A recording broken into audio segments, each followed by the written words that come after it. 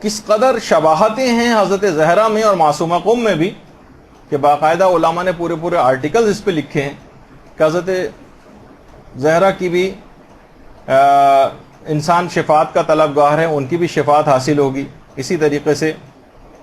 چھٹے امام کا یہ جملہ بھی ہے سفینۃ البحار میں کہ معصومہ قم کی شفاعت سے ہمارے سارے شیعہ جنت میں داخل ہوں گے۔ اور جب بھی آپ نے دیکھا ہوگا کہ وہاں پہ حرام کی جو زری ہے اس کے اوپر بھی یہ جملہ لکھا ہوا نظر آیا ہوگا آپ کو کہ اشفعی لنا فی الجنہ، اے فاطمہ معصومہ جنت، خدا کی بارگاہ میں جنت کے لیے ہماری سفارش کر دیجیے۔ اور جگہ جگہ آپ کو یہ جملہ لکھا ہوا نظر آئے گا،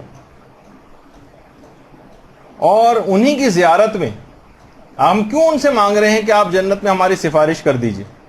کیونکہ اسی زیارت میں آگے چل کر ہے کہ فَإِنَّ لَكَ عِندَ اللَّهِ شَانًا مِنَ الشَّانِ، کیونکہ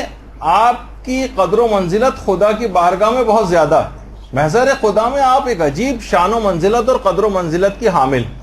اس وجہ سے ہم آپ سے بھیک مانگ رہے ہیں کہ آپ ہماری سفارش کر دیجیے۔ باقاعدہ حسن زادہ عاملی، آیت اللہ حسن زادہ عاملی نے ایک کانفرنس بھی ہوئی تھی معصومہ قم پر، وہاں پر قم میں، اس میں یہی کہا تھا کہ ہر خاص و عام نے معصومہ قم کے لیے معصومہ کا لفظ استعمال کیا، اور خود ہمارے 8ویں امام نے تو کیا ہی ہے کہ من زار المعصومۃ بقم کمن زارنی، کہ جس نے بھی قم میں معصومہ کی زیارت کی اس نے گویا میری زیارت کی۔ اور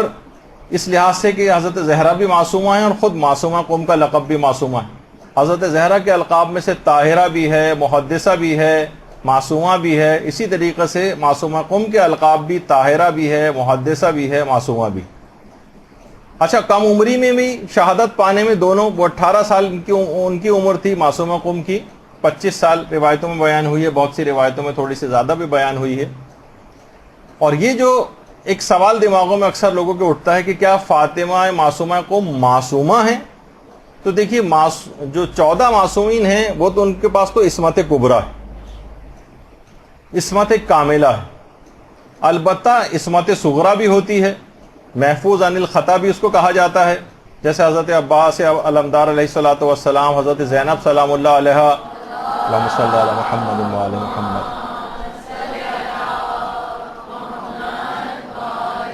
اسی طرح سے معصومہ قم سلام اللہ علیہا، اسی طرح سے مثلا فرشتے بھی معصوم ہیں اور دیگر انبیاء بھی معصوم ہیں، لیکن سب کی عصمت کے درجات الگ الگ ہیں۔ عصمت اکتسابی بھی ایک چیز کہلاتی ہے، یعنی وہ عصمت جو کہ خود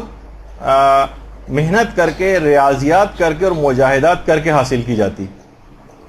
کسی نے آیت اللہ بہجت سے بھی ایک دفعہ پوچھا تھا کہ کیا حضرت فاطمہ معصومہ قم جن کو کہا جاتا ہے کیا یہ واقعی معصومہ ہیں؟ تو آیت اللہ بہجت نے کہا کہ تم اس کی عصمت کا پوچھ رہے ہو کہ جس کی شفاعت سے جنت واجب ہو جاتی، یعنی حیرانگی کا اظہار کیا کہ اس کی عصمت کا پوچھتے ہو، یعنی جس کی فقط سفارش سے جنت واجب ہوئی جا رہی،